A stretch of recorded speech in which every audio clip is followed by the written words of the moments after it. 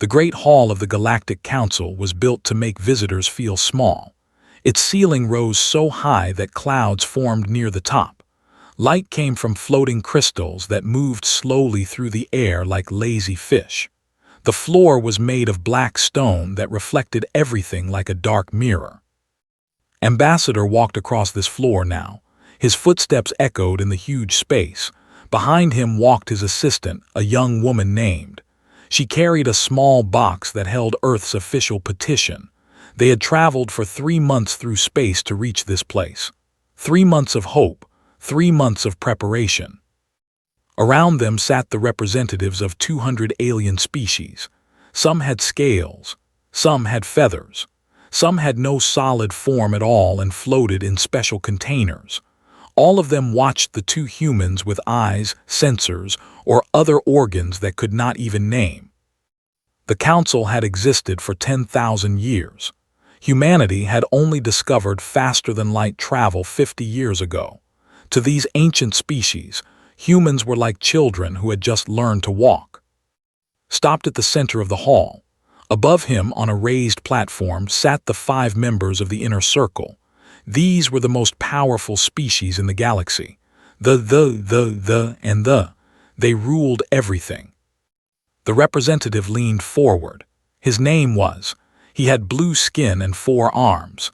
His face showed no emotion, but his voice dripped with boredom. Earth speaks again, said. What do you want this time, little humans? Kept his face calm. He had practiced this moment 1,000 times. Honored Council, he said. Earth requests full trade rights with all Council species. We also request membership in the Galactic Assembly. Silence filled the hall. Then laughter began. It started small, from somewhere in the back. It spread like fire through dry grass. Soon, hundreds of aliens were laughing at the 2 humans standing alone in the center of that vast space. His hands tightened on the box she carried, saw her knuckles turn white. He wanted to tell her it was okay, but it was not okay. Nothing about this was okay. Raised one of his 4 hands. The laughter stopped.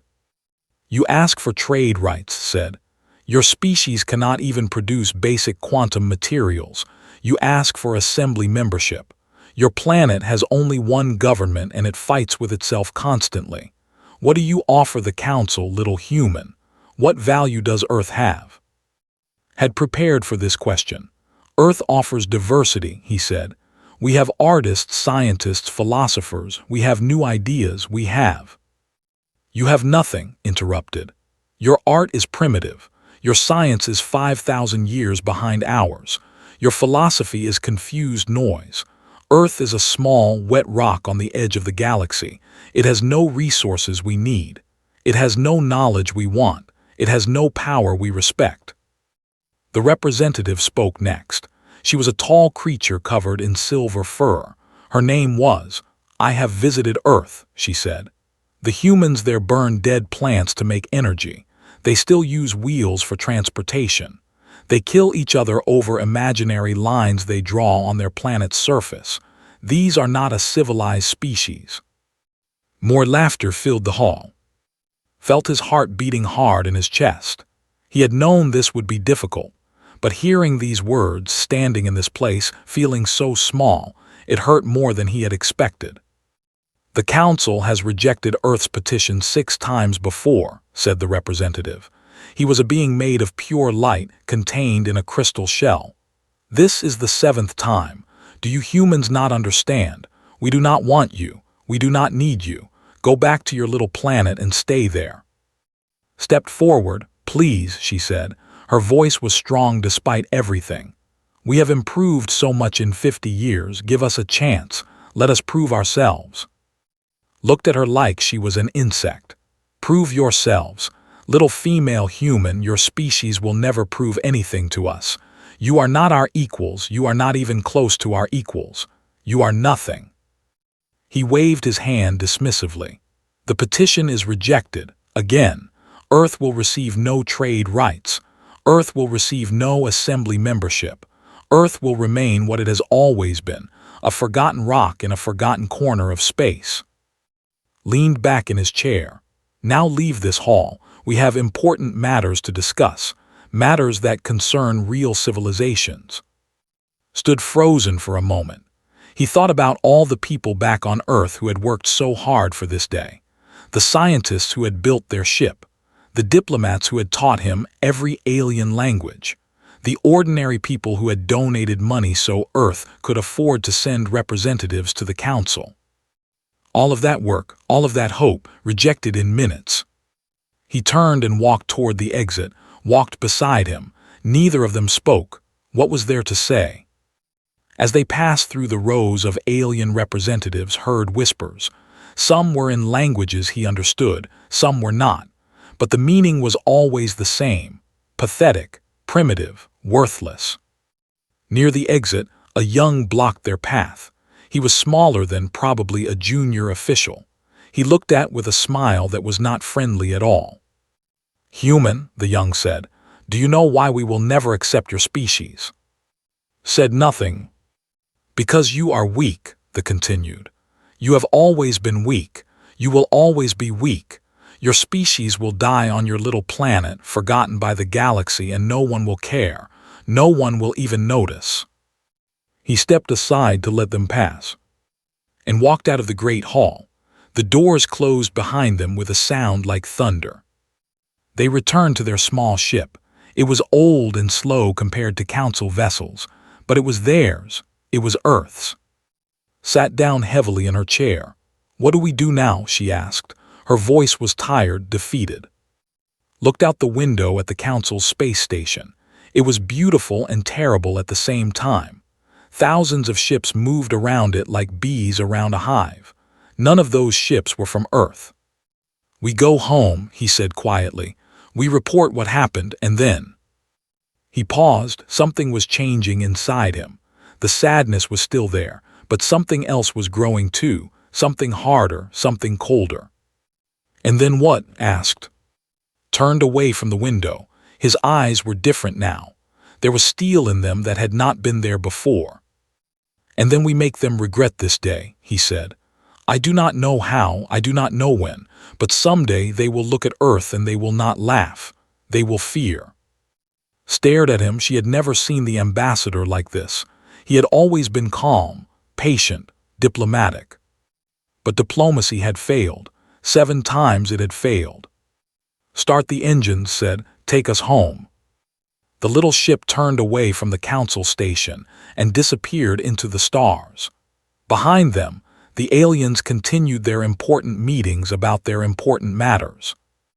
They had already forgotten the 2 humans who had stood in their great hall.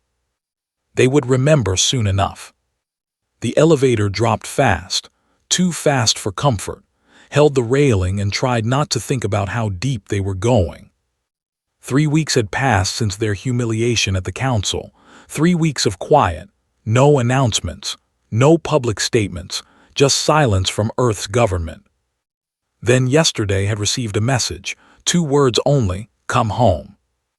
Now they were beneath the mountains of the Korean peninsula, descending into a place that officially did not exist.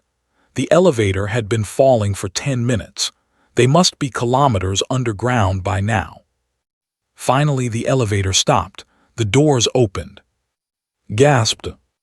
Before them stretched an enormous cavern. But it was not empty. It was filled with technology she had never seen before. Machines the size of buildings hummed with strange energy. Workers in white coats moved between massive computer screens. And everywhere, soldiers stood guard with weapons that looked nothing like anything in Earth's official military. "What is this place?" whispered. A woman's voice answered from behind them. "This is what we have been doing for the last 40 years. They turned. A tall woman in a military uniform approached them. She had short gray hair and eyes that had seen too much. Her name tag read Admiral Han. "Follow me," the admiral said. "The president is waiting." They walked through the cavern, could not stop looking around. She saw engine parts that seemed to bend light around them. She saw metals that changed color as she watched. She saw screens displaying mathematical formulas that made no sense to her. "I do not understand," she said. How is this possible? Our technology is supposed to be primitive, the council said. Admiral Han laughed. It was not a happy sound. The council said what we wanted them to say, what we needed them to believe. They entered a smaller room. Inside, President Wu sat at a simple table. He was an old man with white hair and kind eyes, but those kind eyes held secrets. Around the table sat other people, military commanders, scientists, leaders from every nation on Earth, recognized some of them, others he had never seen before. President Wu stood. "Ambassador, thank you for coming, please sit," and took their seats. The room was quiet, everyone seemed to be waiting. The president spoke slowly. 50 years ago, humanity discovered faster-than-light travel. We were so excited. We thought we would join a community of peaceful species among the stars. We thought we would find friends. His face darkened. We found the council instead. We found species that looked down on us, that laughed at us, that told us we were worthless. He paused. After the first rejection, our government had a choice. We could accept our place at the bottom. We could remain weak and hope the council would eventually accept us. Or asked. President Wu smiled slightly. Or we could lie.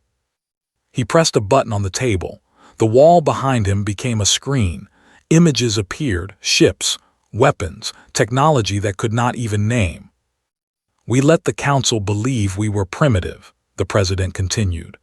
We showed them our worst technology. We acted confused and helpless at every meeting. We let them laugh at us. His voice grew harder. Meanwhile, we built this, and dozens of facilities like it, all around the world, all in secret. Admiral Han stepped forward.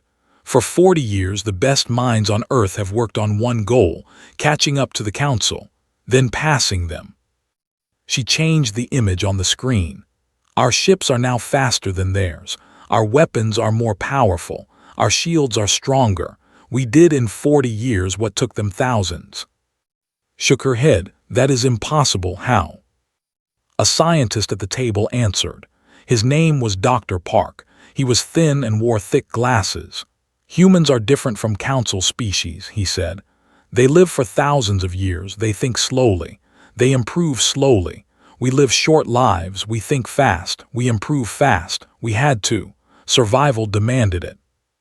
He adjusted his glasses. Every time the council rejected us, we studied their technology more carefully.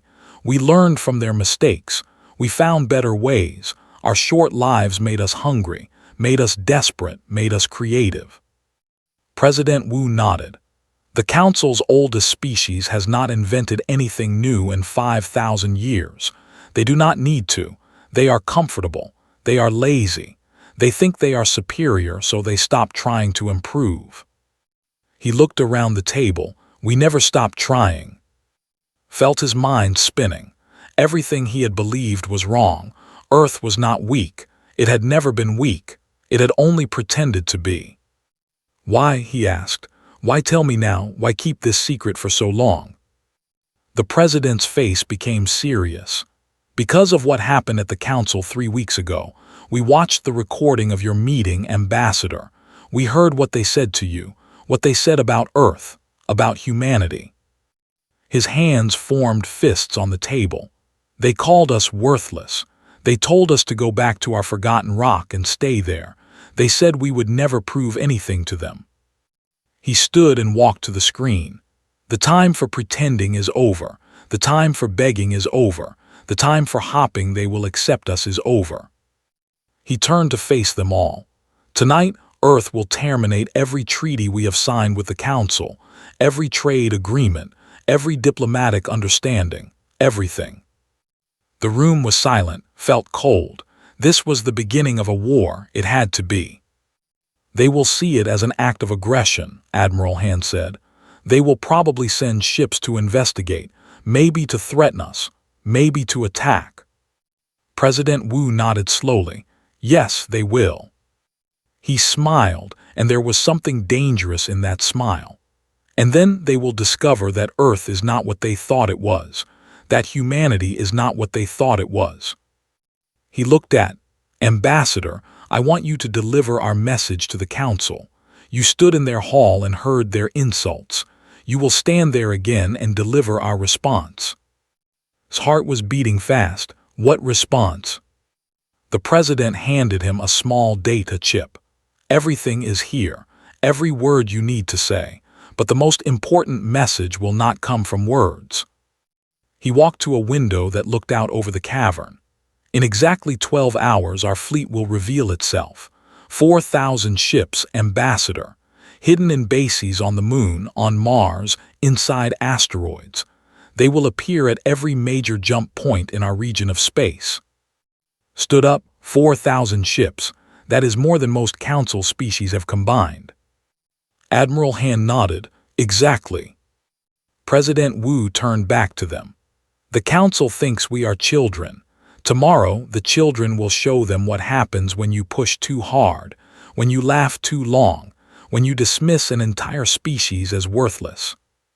He extended his hand too. "Will you do this, Ambassador? Will you stand before them one more time?" Thought about the Great Hall, the laughter, the young who had told him humanity would die forgotten, the cold eyes of as he rejected Earth's petition. He shook the president's hand. "I will stand before them," said, "and this time they will not laugh." The meeting ended. Plans were set in motion. Messages were sent to ships and bases and hidden facilities across the solar system. On Earth, people slept peacefully, not knowing what was coming. In a few hours, their world would change forever. Walked beside through the cavern. She was still trying to understand everything. "Are we starting a war?" she asked quietly. Shook his head. "No, we are ending one. A war that started the moment they decided we were beneath them. A war they did not even know they were fighting." He looked up at the machines around them. 40 years of work, 40 years of sacrifice, 40 years of pretending to be weak while becoming strong. "Tomorrow," he said, "the galaxy will learn what happens when you underestimate humans, when you dismiss us, when you make us angry." Nodded slowly. She was scared, but she was also something else. Proud. Proud to be human, proud to be part of this moment. "Tomorrow," she repeated, "everything changes." They walked to their ship. In 12 hours they would fly back to the council, not as beggars this time. As messengers of a new Earth. An Earth that was done asking permission to exist. The galaxy had never seen anything like it. In the darkness of space, where nothing had existed moments before, ships appeared. They did not arrive through normal jump points. They did not announce themselves with the usual energy signatures. They simply appeared like ghosts becoming solid. First there were 10, then 100, then 1,000. At jump point 7, which controlled trade routes to 40 different systems, 300 human warships materialized in perfect formation. Each ship was black, almost invisible against the stars. Each ship was twice the size of standard council vessels. Each ship hummed with weapons that the galaxy had never seen. At the border, 500 more ships appeared. They formed a wall of metal and fire that stretched for thousands of kilometers. Their engines glowed with blue light that pulsed like heartbeats. Near another 400 ships took position around the main space station. They did not fire. They did not need to. Their presence alone was a message. On the council's space station, alarms began screaming. Was in his private chambers when his assistant burst through the door. The young, blue face was pale with fear. "High Representative," the assistant gasped, "you need to see this, now." They rushed to the command center. Dozens of officers were staring at screens, their forearms hanging uselessly at their sides. No one was speaking. No one could find words. Looked at the main display. His heart stopped. Ships, human ships, everywhere. "How many?" he asked. His voice was barely a whisper. An officer checked his readings 3 times before answering. 4,327 vessels detected so far. More are appearing every minute. Shook his head. That is impossible. Earth has no fleet. Earth has nothing. They burn dead plants for energy. They use wheels. Another officer spoke up. Sir, we are receiving reports from across the sector. Human ships are at every major jump point, every trade route, every strategic position. They appeared simultaneously within seconds of each other. Grabbed the edge of a control panel. Their technology cannot do that. No technology can do that. Coordinated jumps across such distances require computing power that even we do not have. The first officer looked at him with frightened eyes. Apparently, sir, they do have it. Communications began flooding in from all over the galaxy. They were panicking. Human ships had surrounded their primary food production station. If those ships fired, they would face starvation within months. They were confused. Human vessels had taken position near their crystal nurseries where new were born. One attack could end their species forever. They sent angry messages demanding to know what was happening. Then they went silent when they realized human ships were blocking their only route to their colony worlds. They simply transmitted one word over and over: how? In the great hall of the council station, emergency lights flashed red. Representatives from 200 species were screaming, arguing, demanding answers that no one had. Then the main doors opened. Ambassador walked in. He was alone this time, watched from their ship monitoring communications, but did not need support. He did not need help. He had something better. He had the truth. The noise in the hall died slowly as species noticed him. The small human, walking calmly across that black mirror floor, the same human they had laughed at 3 weeks ago. Pushed through the crowd, his 4 arms were shaking with rage. "What have you done?" he shouted. "This is an act of war. The Council will destroy Earth for this." Stopped walking. He looked up at. He was much smaller than but somehow he seemed larger. "Will you?" asked softly. "Will you destroy us?" He raised his hand. A small device projected images into the air above him. Ships, thousands of ships, human ships, positioned at points that the Council could not afford to lose. "At this moment," said, "Earth controls access to 60% of all trade routes in this region of space. We control the approaches to the of 3 inner circle species. We control the supply lines that feed your stations, fuel your ships, and maintain your comfortable lives." His voice was calm, almost pleasant, that made it more frightening. 3 weeks ago you told me that Earth has nothing the Council needs, that we have no power you respect. He smiled slightly. "Do you still believe that?" His face twisted. "You have been hiding this. For how long? How long have you been deceiving the Council?" 40 years, said, "give or take." The hall erupted in chaos. Species shouted at each other, at the humans, at no one. 4 decades. 4 decades the humans had been preparing and no one had noticed. No one had suspected. Because they had all been too busy laughing. Of the stepped forward, her silver fur was standing on end with stress. "What do you want? Why are you doing this?" Turned to face her. 3 weeks ago you told this hall that humans are not a civilized species. You said we burn dead plants and kill each other over imaginary lines. He paused. "You were right. We do those things. We have many flaws." He walked closer to her. "But we also adapt. We learn, we grow. When we discovered the Council, we could have revealed our true capabilities. We could have demanded respect. Instead, we watched. We studied. We learned everything about you." His eyes moved across the hall, meeting the gazes of species that had mocked humanity for 5 decades. "We learned that they have not invented new technology in 6,000 years.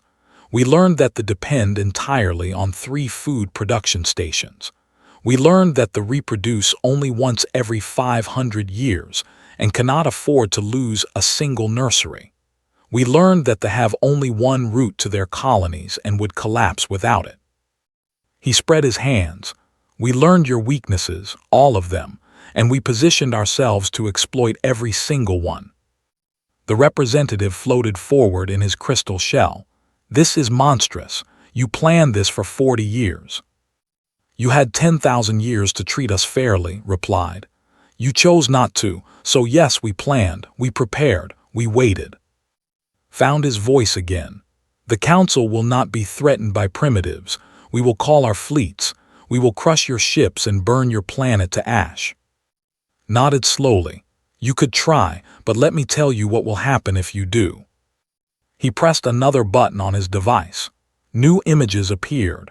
Technical specifications, weapon capabilities, speed and shield data for human ships. "Our vessels are faster than yours, our weapons are more powerful, our shields are stronger. Your fleets would be destroyed before they reached firing range." He looked at with cold eyes. "And while your fleets were dying, our ships would be destroying everything you need to survive. Your food stations, your fuel depots, your nurseries, your colonies." He let that sink in. "You have spent 10,000 years building your civilization," continued. "We could end it in 10 days. Silence, complete, absolute silence. Finally spoke. Her voice was small, broken. "What do you want?" Deactivated his device. The images disappeared. "That," he said, "is a much better question than the ones you asked 3 weeks ago." He looked around the hall one more time, at the frightened faces, the shaking bodies, the powerful species who suddenly realized they were not as powerful as they had believed. "Tomorrow, a representative of Earth's government will arrive to discuss new terms for our relationship with the Council. I suggest you listen carefully to what she has to say." He turned and walked toward the exit. "Ambassador," called out. His voice had lost all its arrogance. "If we agree to negotiate, will you withdraw your ships?" Stopped at the door, he looked back over his shoulder. 3 weeks ago you told me that Earth would be forgotten, that no one would notice when we died." He smiled. It was not a pleasant smile. "Are you noticing us now?" He walked out. Behind him, the great hall of the Galactic Council remained frozen.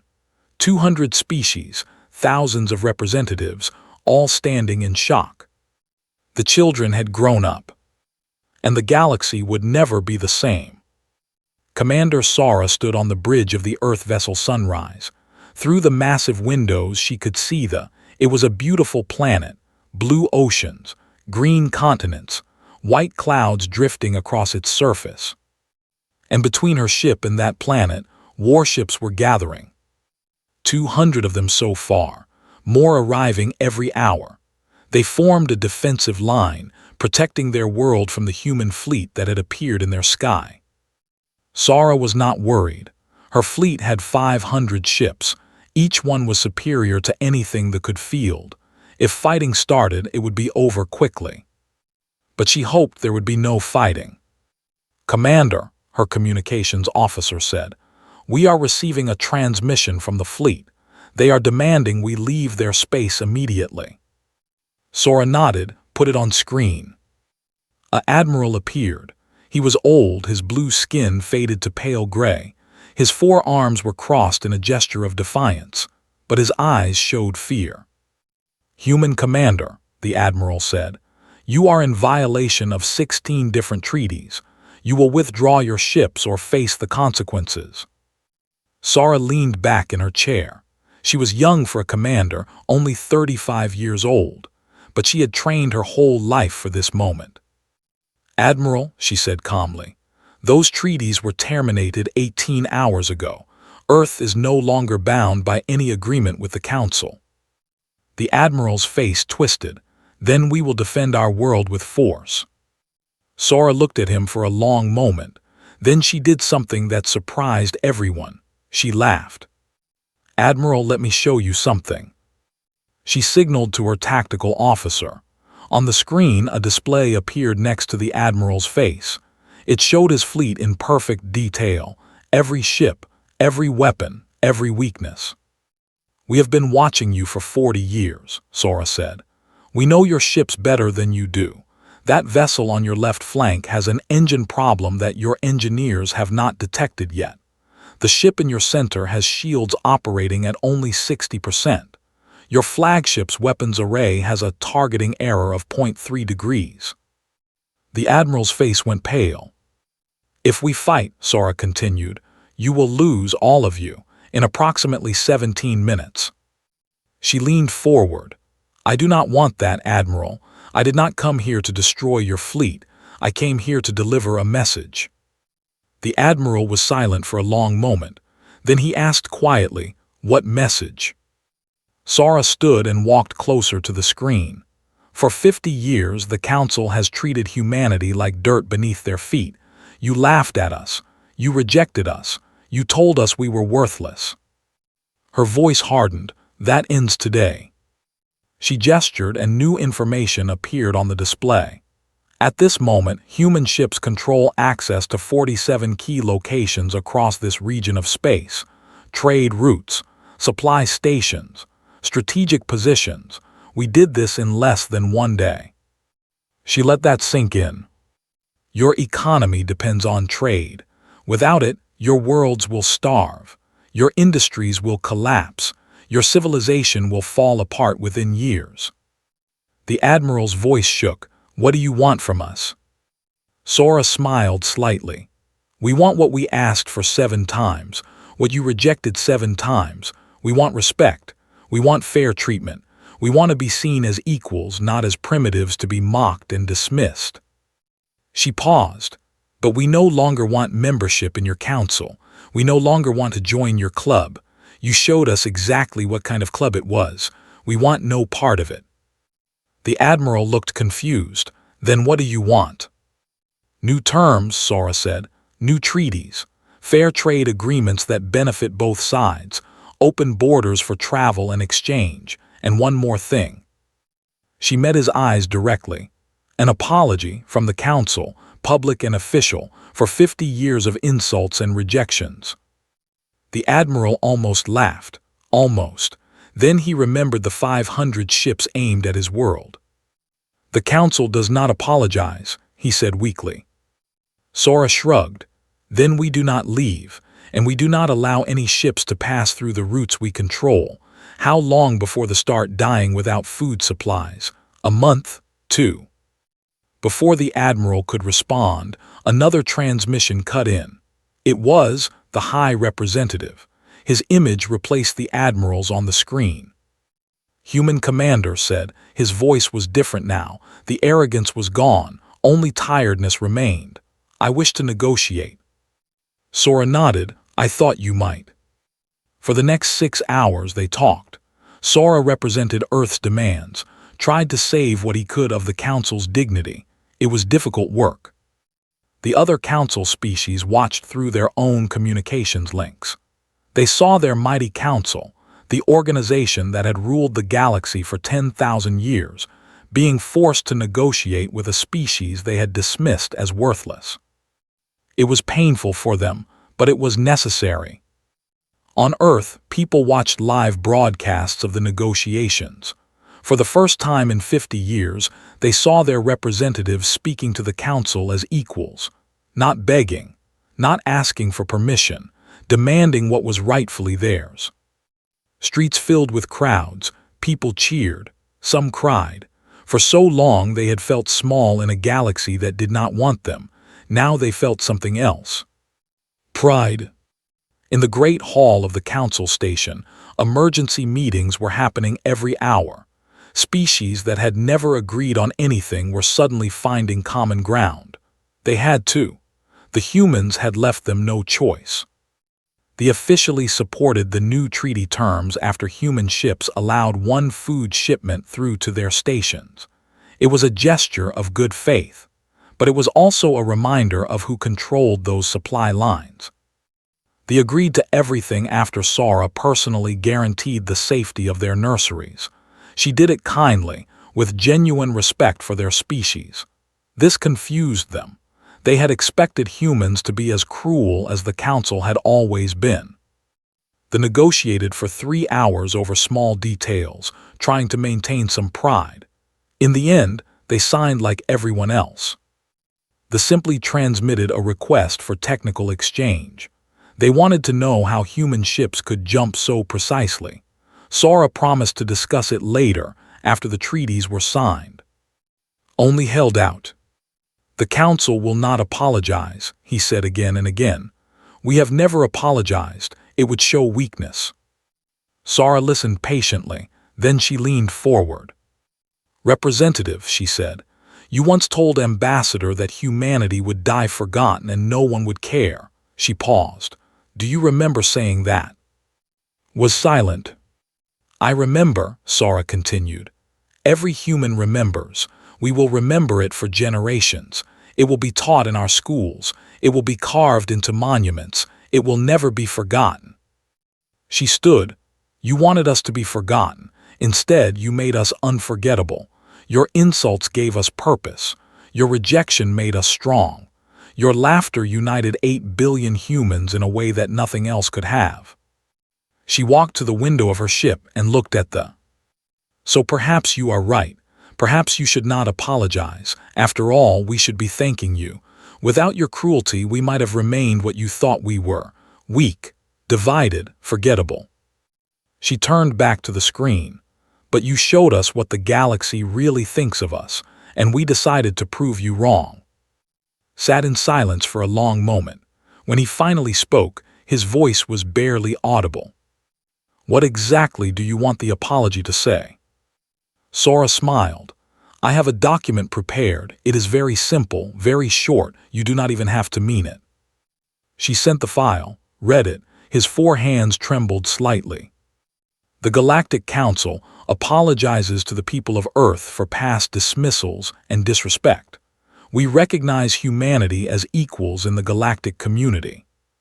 32 words. After 10,000 years of superiority, 32 words. Closed his eyes. Then he opened them and looked at Sora. "I will sign it," he said quietly. "May I ask you one question first?" Sora nodded.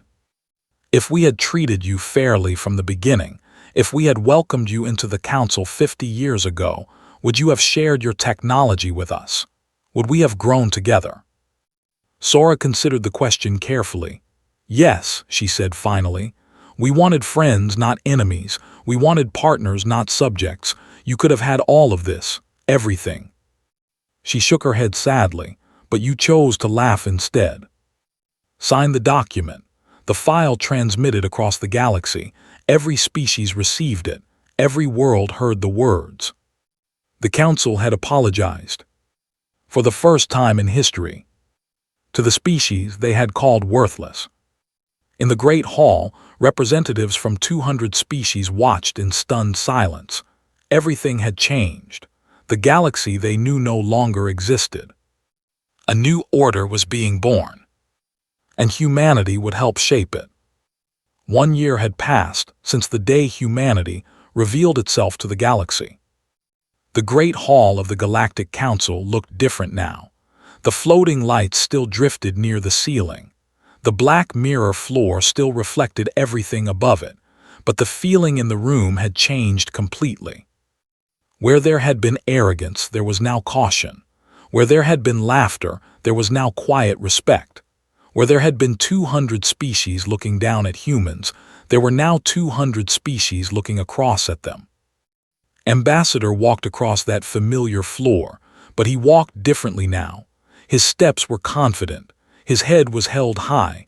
Beside him walked, no longer carrying a petition box. She carried nothing. They needed nothing from this council anymore. In the observer gallery above, millions watched through broadcast systems. Humans on Earth, on there, in their stations. Every species in the galaxy was watching this moment. Because today was the anniversary, 1 year since the awakening, 1 year since everything changed. Stood at the center podium. He was still the High Representative, but his role was very different now. He was no longer the voice of a superior civilization speaking to lesser beings. He was a diplomat, equal to the human diplomats he had once mocked. "The Council recognizes Ambassador of Earth," announced. His voice was formal, respectful. Stepped forward. He looked around the hall at faces he had come to know over the past year. The delegation, who now traded food technology with human agricultural companies, the who had begun cultural exchanges with human artists and philosophers, the whose ships now traveled freely through human-controlled space. Even the had changed. They had opened their research facilities to human scientists for the first time in their history. The exchange had benefited everyone. 1 year ago, I stood in this hall and heard laughter. I heard insults. I heard an entire galaxy telling my species that we were nothing. He paused, letting the memory hang in the air. Today, I stand in this hall and see something different. I see species that have begun to work together in new ways. I see trade routes that are open to everyone. I see knowledge being shared instead of hoarded. He turned slowly, meeting eyes around the room. Was this what we wanted when we revealed our fleet, when we terminated our treaties, when we demanded respect through force? He shook his head. No, what we wanted was simpler. We wanted to be seen. We wanted to matter. We wanted the galaxy to know that Earth and its people deserved a place among the stars. Shifted uncomfortably. Even after a year, these memories were painful. Continued. Force was never our first choice. We spent 50 years asking peacefully, 50 years of petitions, 50 years of hope that someday the Council would see us as we truly are. His voice softened. You did not look, so we made you look. From the delegation, a young representative stood, recognized her. Her name was Myra's daughter. She had been appointed to the Council 6 months ago, part of a new generation trying to repair what the old generation had broken. Ambassador, Myra said, "May I speak?" Nodded. Myra walked to the center of the hall. She was young for a barely 800 years old, but she carried herself with wisdom beyond her years. 1 year ago, my father signed an apology to your people, 32 words that cost him more than anything in his long life. She looked at, who stared at the floor. He told me that those words burned in his throat, that he felt ashamed. She turned to face the human delegation. But I have watched what happened since that day. I have seen the changes, and I want to tell you something my father cannot bring himself to say. She took a breath. Thank you. The hall went silent, even looked surprised. Thank you, Myra repeated, for forcing us to change. For 10,000 years, the Council grew comfortable. We stopped innovating. We stopped questioning. We stopped growing. We simply existed, believing we were superior because we had existed for so long. She spread her 4 arms wide. Your species showed us how wrong we were. In 40 years, you surpassed technology we spent developing. You did it because you had to, because your lives are short, because you cannot afford to wait. She looked around the hall. We have been waiting for 10,000 years. Waiting for what? For another species to come along and remind us how to live. The delegation began to murmur in agreement. They floated closer, their light poolsing with interest. Myra continued. In the past year, Council species have made more scientific advances than in the previous 1,000 years combined. Our artists have created new forms of expression inspired by human culture. Our philosophers have begun asking questions they had forgotten how to ask. She faced directly. You came here wanting respect. You got it, but you gave us something in return. You gave us a reason to wake up. Felt emotion rising in his chest. This was not what he had expected, not at all. Stepped forward. She had been silent throughout the ceremony, but now she felt the need to speak. When I first came to this hall, she said, I was scared. I felt small. I felt worthless, because that is what you made me feel. Her voice was strong but kind. Now I come here and I feel different, not superior, not better than anyone in this room, just equal. Finally, after so long, just equal. She looked at Myra. You say we gave you a reason to wake up. Maybe you gave us something too. Maybe you showed us what we could become when we stopped asking for permission to exist. Finally looked up, his eyes met.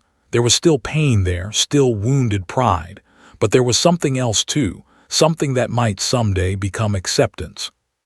Ambassador said slowly, "1 year ago I told you that Earth would be forgotten, that no one would notice when your species died." He paused. The entire hall held its breath. "I was wrong," said. The words seemed to cost him physical effort.